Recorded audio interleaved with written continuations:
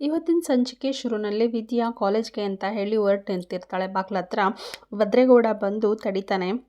ಎಲ್ಲಿಗೆ ಹೋಗ್ತಿದ್ಯೋ ನೀನು ಅಂತ ಹೇಳಿ ಕೇಳ್ತಾನೆ.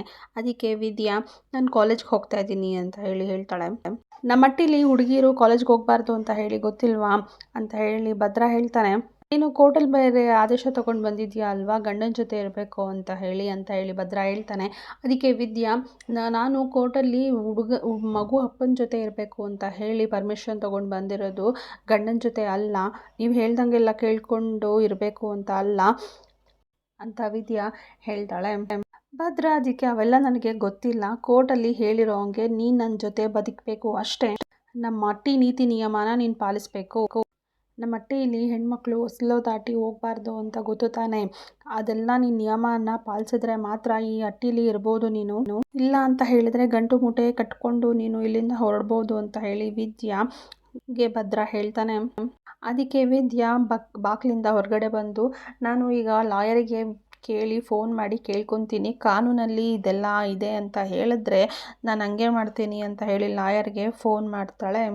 ವಿದ್ಯಾ ಲಾಯರ್ಗೆ ಫೋನ್ ಮಾಡಿ ಕೇಳ್ತಾಳೆ, ಕಾನೂನಲ್ಲಿ ಏನಾದರೂ ಇದೆಯಾ, ನಾನು ಮನೆಯಿಂದ ಹೊಸಲು ದಾಟಿ ಹೋಗಬಾರ್ದು ಅಂತ ಹೇಳಿ, ನಿಮಗೆ ಗೊತ್ತಲ್ವಾ ನಾನು ಕಾಲೇಜ್ಗೆ ಓದಕ್ಕೆ ಹೋಗ್ತಾ ಇದ್ದೀನಿ ಅಂತ ಹೇಳಿ ಹೇಳ್ತಾಳೆ. ಅದಕ್ಕೆ ಲಾಯರು ಆ ಥರ ಎಲ್ಲ ರಿಸ್ಟ್ರಿಕ್ಷನ್ ಮಾಡೋ ಅಂತ ಕಾನೂನಲ್ಲಿ ಏನೂ ಇಲ್ವಲ್ಲ ಅಂತ ಹೇಳ್ತಾಳೆ ಲಾಯರು. ಯಾರು ಹೇಳಿದ್ದು, ಇದು ನಿನ್ನ ಗಂಡನ, ಅಲ್ಲಲ್ಲ ನಿನ್ನ ಮಗುನ ಅಪ್ಪನ ಅಂತ ಹೇಳಿ ಲಾಯರು ವಿದ್ಯನ್ಗೆ ಕೇಳ್ತಾಳೆ. ಹೋ ಮೇಡಮ್, ಅವ್ರು ಹೇಳ್ದಂಗೆ ಕೇಳ್ಕೊಂಡು ಬಿದ್ದಿರ್ಬೇಕಂತೆ, ಇಲ್ಲ ಅಂದರೆ ಜಾಗ ಖಾಲಿ ಮಾಡು ಅಂತ ಹೇಳ್ತಾವ್ರೆ. ಅದೆಂಗೆ ಅವರು ಹೇಳ್ತಾರೆ, ನೀನೇನಾದರೂ ಕಾಲೇಜ್ಗೆ ಹೋಗೋದನ್ನ ಅವರು ತಡೆದ್ರೆ ಅದು ಡೊಮೆಸ್ಟಿಕ್ ವೈಲೆನ್ಸ್ ಕೇಸ್ ಆಗುತ್ತೆ, ಪೊಲೀಸ್ಗೆ ಏನಾದರೂ ಕಂಪ್ಲೇಂಟ್ ಕೊಟ್ಟರೆ ಪೊಲೀಸವ್ರು ಬಂದು ಅವ್ರನ್ನ ಅರೆಸ್ಟ್ ಮಾಡ್ತಾರೆ ಅಂತ ಹೇಳಿ ಲಾಯರು ಹೇಳಿದ್ದಕ್ಕೆ ಭದ್ರೇಗೌಡ ಸುಮ್ಮನೆ ಹಾಕ್ತಾನೆ, ಸೈಲೆಂಟ್ ಆಗಿಬಿಡ್ತಾನೆ. ನೋಡು ವಿದ್ಯಾ, ಕೋರ್ಟ್ ಹೇಳಿರೋದು 6 ತಿಂಗಳು ನೀವು ಜೊತೇಲಿ ಇರಬೇಕು ಅಂತ ಹೊರತು ನೀನು ಅವ್ರು ಹೇಳೋದನ್ನೆಲ್ಲ ನೀನು ಕೇಳಬೇಕು ಅಂತ ಅಲ್ಲ, ಬೇಕಿದ್ರೆ ಹೇಳು, ನಾನು ಈಗಲೇ ಬರ್ತೀನಿ, ಯಾವುದಕ್ಕೂ ಒಂದು ಕಂಪ್ಲೇಂಟ್ ಕೊಟ್ಬಿಡೋಣ ಅಂತ ಹೇಳಿ ಲಾಯರು ವಿದ್ಯನ್ಗೆ ಹೇಳ್ತಾಳೆ. ವಿದ್ಯಾ ಭದ್ರನ ಹತ್ರ ನಾನು ಇವಾಗ ಪೊಲೀಸ್ ಸ್ಟೇಷನ್ಗೆ ಹೋಗ್ಲೋ ಇಲ್ಲ ಅಂದರೆ ಕಾಲೇಜ್ಗೆ ಹೋಗ್ಲೋ ಅಂತ ಹೇಳಿ ಕೇಳ್ತಾಳೆ. ಅದಕ್ಕೆ ಭದ್ರಾ ಏನಾದರೂ ಮಾಡ್ಕೊಂಡು ಹಾಳಾಗೋಗು ಅಂತ ಹೇಳಿ ಹೋಗ್ತಾನೆ. ಲಾಯರಿಗೆ ಫೋನಲ್ಲೇ ಲಾಯರ್ ಲೈನಲ್ಲಿ ಇರ್ತಾಳೆ. ಈಗ ಅವಶ್ಯಕತೆ ಇಲ್ಲ ಮೇಡಮ್, ಅವಶ್ಯಕತೆ ಇದ್ದರೆ ನಾನೇ ಫೋನ್ ಮಾಡಿ ಹೇಳ್ತೀನಿ ಅಂತ ಹೇಳಿ ಲಾಯರಿಗೆ ಹೇಳಿ ಫೋನ್ನ ಕಟ್ ಮಾಡ್ತಾಳೆ ವಿದ್ಯಾ. ನಂತರ ಭದ್ರೇಗೌಡ, ಅವತ್ತು ನಾನೇನಾದರೂ ಬೆಂಗಳೂರಲ್ಲಿ ಪೊಲೀಸ್ ಹತ್ರ ಒಡಿಸ್ಕೊಂಡು ಆಲ್ ಟಿಕೆಟ್ನ ಈಸ್ಕೊಂಡು ಬರದೇ ಹೋಗಿದ್ದಿದ್ರೆ ಅದು ಹೆಂಗೆ ಎಕ್ಸಾಮ್ ಬರಿತಾ ಇದ್ಲು ಅವಳು, ನಾನೊಬ್ಬ ದಡ್ಬಡಿಯ ಇದ್ದ ಎಕ್ಸಾಮ್ನ ಬರಿಬೇಕಾದ್ರೆ ಚೆಂದಾಗಿ ಮಾಡು ಅಂತ ಹೇಳ್ಬಿಟ್ಟೆ, ಅದಕ್ಕೆ ಚೆನ್ನಾಗಿ ಬರೆದ್ಬಿಟ್ಲು, ಇದಕ್ಕೆಲ್ಲ ಕಾರಣ ಯಾರು ಅಂತ ಗೊತ್ತಿರಲಿ ಅಂತ ವಿದ್ಯಂಗೆ ಇಂಡೈರೆಕ್ಟ್ ಆಗಿ ಭದ್ರಾ ಹೇಳ್ತಾ. ಇನ್ನು ಚಿತ್ರ ಈಶ್ವರಿನ ಅಮ್ಮ ಅಮ್ಮ ಅಂತ ಹೇಳಿ ಕೂಕೊಂಡು ನೋಡಿ ಬರ್ತಾಳೆ. ಅದಕ್ಕೆ ಈಶ್ವರಿ ನಾನು ಇಲ್ಲೇ ಇದ್ದೀನಲ್ಲ ಹೇಳು ಅಂತ ಹೇಳ್ತಾಳೆ. ಅಲ್ಲ ಕಣಮ್ಮ, ಅಜ್ಜಮ್ಮ ಕಣ್ಮಣಿನ ಮದುವೆಗೆ ಒಪ್ಪಿಸ್ಬೇಕು ಅಂತ ಹೇಳಿ ತಯಾರಿ ಮಾಡ್ಕೊಂಡಿದ್ದಾರೆ ಅಂತ ಹೇಳಿ ಚಿತ್ರ ಹೇಳ್ತಾಳೆ. ಮತ್ತು ನಮಗೆ ಸುಭಾಷನ್ಗಾಗಲಿ ವಿನಂತಿಗಾಗಲಿ ಯಾವುದಕ್ಕೂ ಅವರು ಮುಂದೆ ಬರಲ್ಲ, ಆದರೆ ನೋಡು ಕಣ್ಮಣಿಗೆ ಈಗಲೇ ಮದುವೆ ಮಾಡೋದಕ್ಕೆ ತಯಾರಿ ಮಾಡ್ಕೊಂಡವ್ರೆ ಅಂತ ಹೇಳಿ. ಅದಕ್ಕೆ ಈಶ್ವರಿ ಹೇಳ್ತಾಳೆ, ಅದು ಹಾಗೇನೆ ತನ್ನ ಮಕ್ಕಳ ಮೇಲೆ ಇರೋ ಪ್ರೀತಿ ಕಾಳಜಿ ಬೇರೆ ಮಕ್ಕಳ ಮೇಲೆ ಹೆಂಗೆ ಬರೋಕ್ಕೆ ಸಾಧ್ಯ ಹೇಳು ಚಿತ್ರ ಅಂತ ಹೇಳಿ ಮಗಳಿಗೆ ಹೇಳಿ ಇಲ್ಲೂ ಸಹ ಇವ್ರ ಕೈ ಚಳಕನ ತೋರಿಸೋದಕ್ಕೆ ಶುರು ಮಾಡ್ತಾರೆ.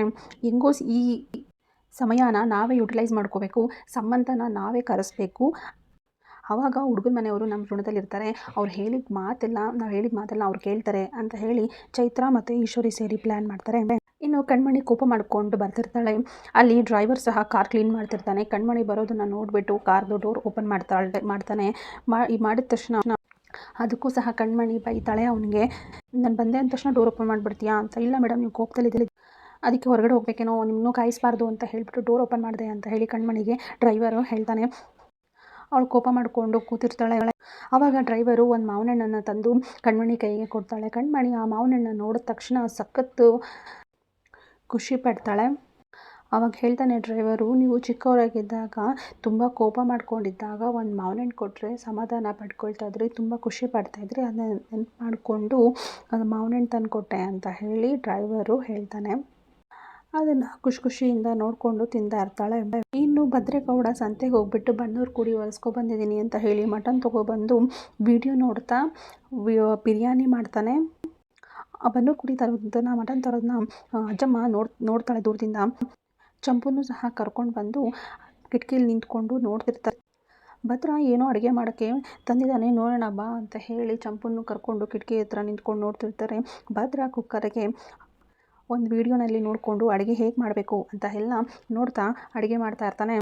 ವಿಡಿಯೋದಲ್ಲಿ ಹೇಗೆ ಹೇಳ್ತಾರೋ ಹಾಗೆ ಈರುಳ್ಳಿ ಟೊಮೊಟೊ ಎಲ್ಲನೂ ಹೆಚ್ಚಿ ಅಕ್ಕಿ ಎಲ್ಲ ತೊಳೆದು 4 ಕೂಗಿಸ್ಬೇಕು ಅಂತ ಹೇಳಿ ಕೂಗಿಸ್ತಾನೆ. ಅದಾದ ನಂತರ ಅಜ್ಜಮ್ಮ ನಿಂತ್ಕೊಂಡು ಅಲ್ಲೇ ನೋಡ್ತಾ ನಿಂತಿರ್ತಾರೆ.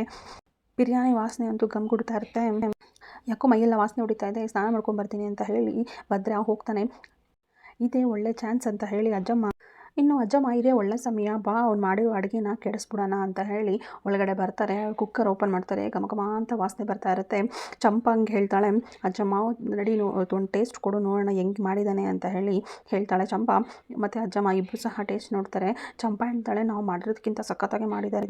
ಅದಕ್ಕೆ ಅಜ್ಜಮ್ಮ ಹೇಳ್ತಾಳೆ, ಹ್ಞೂ ಕಣೆ ಹೌದು, ಇವಾಗ ಕೆಡಿಸ್ಬಿಡೋಣ, ಖಾರದ ಪುಡಿ ತಗೋ ಅಂತ ಹೇಳಿ ಚಂಪಂಗೆ ಹೇಳಿದ್ದಕ್ಕೆ ಚಂಪಾ, ಬೇಡ ಅಜ್ಜಮ್ಮ ನಾವು ಸ್ವಲ್ಪ ತಿನ್ನೋಕ್ಕೆ ಅಂತ ಹೇಳಿ ಎತ್ತಿಟ್ಕೊಂಡು ಆಮೇಲೆ ಕೆಡಿಸೋಣ ಅಂತ. ಹ್ಞೂ ಆಯಿತು ನೀನು ಹೇಳ್ದಂಗೆ ಮಾಡೋಣ, ಒಳ್ಳೆ ಐಡಿಯಾ ಅಂತ ಹೇಳಿ ಒಂದು ಪಾತ್ರೆಗೆ ಅಂತ ಹೇಳಿ ಬಿರಿಯಾನಿನ ಎತ್ತಿಟ್ಕೊತಾರೆ. ತಾನು ಮಾಡಿರೋವಂಥ ಬಿರಿಯಾನಿಯು ಘಮ ಅಂತ ವಾಸನೆ ಬರ್ತೈತೆ. ಬೇಷ್ ಅಂತ ತನಗೆ ತಾನೇ ಹೇಳ್ಕೊಂಡು ಕೂತ್ಕೊತಾನೆ ಊಟಕ್ಕೆ. ಒಂದು ತುತ್ತು ಬಾಯಿಗೆ ಇಡ್ತಾನೆ. ಆದರೆ ಸಿಕ್ಕಾಪಟ್ಟೆ ಖಾರ ಉಪ್ಪು ಎಲ್ಲ ಜಾಸ್ತಿ ಆಗಿರುತ್ತೆ. ಅದು ತಿನ್ನೋಕ್ಕಾಗದೆ ಒಂದು ಚೊಂಬು ನೀರು ಕುಡಿದ್ಬಿಡ್ತಾನೆ. ಕಿಟಕಿ ಹತ್ರ ಚಂಪಾ ಮತ್ತು ಅಜ್ಜಮ್ಮ ನಿಂತ್ಕೊಂಡು ನೋಡ್ತಿರ್ತಾರೆ. ಅವ್ರಿಗೆ ಸಖತ್ ಖುಷಿ ಆಗ್ತಾ ಇರುತ್ತೆ. ಇನ್ನು ವಿದ್ಯಾ ಮತ್ತು ವಿದ್ಯನ್ ಫ್ರೆಂಡು ಕಾಲೇಜಲ್ಲಿ ಕ್ಯಾಂಟೀನಲ್ಲಿ ಕೂತಿರ್ತಾರೆ. ವಿದ್ಯನ್ ಫ್ರೆಂಡ್ ಹೇಳ್ತಾಳೆ, ಇವತ್ತು ಬೆಳಗ್ಗೆ ಮಾಡಿರುವಂಥ ಟಾಪಿಕ್ ನನಗೇನು ಅರ್ಥ ಆಗಲಿಲ್ಲ, ಎಕ್ಸ್ಪ್ಲೇನ್ ಮಾಡ್ತೀಯಾ ಅಂತ ಹೇಳಿ ವಿದ್ಯಾ ಎಕ್ಸ್ಪ್ಲೇನ್ ಮಾಡ್ತಿರ್ತಾಳೆ. ಅಣ್ಣ ಅಂತ ನಾನು ಇವತ್ತು ಬೇಜಾರು ಮಾಡ್ಕೋಬೇಡಿ, ನನ್ನ ಸತೀಶ ಅಂತಲೇ ಕರೀತಾ ಇದ್ದೆ, ಆದರೆ ಈಗ ನನಗೆ ನಿಮ್ಮನ್ನ ಅಣ್ಣ ಅಂತ ಕರಿಬೇಕು ಅನ್ನಿಸ್ತಾ ಇದೆ, ಅಣ್ಣ ಅಂತ ಕರೀಲ್ಲ ಅಂತ ಹೇಳಿ ವಿದ್ಯಾ ಹೇಳ್ತಾಳೆ. ಸರಿ ಆಯಿತು ಕರೀರಿ ಅಂತ ಹೇಳಿ ವಿದ್ಯನಿಗೆ ಅವನು ಹೇಳ್ತಾನೆ. ಸರಿ ಆಯಿತು ಅಣ್ಣ, ನನಗೆ ಪೊಮೊಗ್ರಾನೇಟ್ ಜ್ಯೂಸ್ಗೆ ಸಕ್ಕರೆ ಹಾಕ್ಬಿಡಿ ಅಂತ ಹೇಳಿ ವಿದ್ಯಾ ಹೇಳಿ. ಭದ್ರ ಸ್ನಾನ ಮಾಡ್ಕೊಂಡು ಹೊಟ್ಟೆ ಕವಕ ಅಂತ ಇದೆ ಅಂತ ಹೇಳಿ ಬಿರಿಯಾನಿನ ತಟ್ಟೆಗೆ ಹಾಕೊಂಡು ಊಟಕ್ಕೆ ಅಂತ ಹೇಳಿ ಕೂತ್ಕೊಂಡು ಬಿರಿಯಾನಿ ಒಂದು ತುತ್ತು ಬಾಯಿಗೆ ಹಾಕೊಂಡ ತಕ್ಷಣ ಕರ ಅಂತ ಒದ್ದಾಡ್ಬಿಡ್ತಾನೆ. ನೀರು ಕುಡಿದ್ರು ಖಾರ ಹೋಗಲ್ಲ. ಅದಾದ ನಂತರ ಸಕ್ಕರೆನ ಒಂದು ಮುಷ್ಟಿಯಷ್ಟು ಬಾಯಿಗೆ ಹಾಕೋಬೇಕು. ಅಜ್ಜಮ್ಮ ಅಲ್ಲಿ ಬಾಕ್ಲ ಕಿಟಕಿ ಹತ್ರ ನಿಂತ್ಕೊಂಡು ಹೇಳ್ತಿರ್ತಾಳೆ, ನಾನು ನಿಮ್ಮ ಅಜ್ಜಿ ಭಗೀರಥಿ, ನೀವು ಕೆಂಪೇಗೌಡನ ಹೆಂಡ್ರು, ನಿನ್ನ ಹೆಂಗೆ ಬಗ್ಗಿಸ್ಬೇಕು ಅಂತ ನನಗೆ ಗೊತ್ತು ಅಂತ ಅಜ್ಜಮ್ಮ ಹೇಳ್ತಾಳೆ. ಭದ್ರೇಗೌಡಂಗೆ ಸಮಾಧಾನ ಆಗುವಷ್ಟು ನೀರು ಕುಡಿತಾ ಕೂತಿರ್ತಾನೆ. ಇಲ್ಲಿಗೆ ಇವತ್ತಿನ ಸಂಚಿಕೆ ಮುಕ್ತಾಯವಾಗಿದೆ.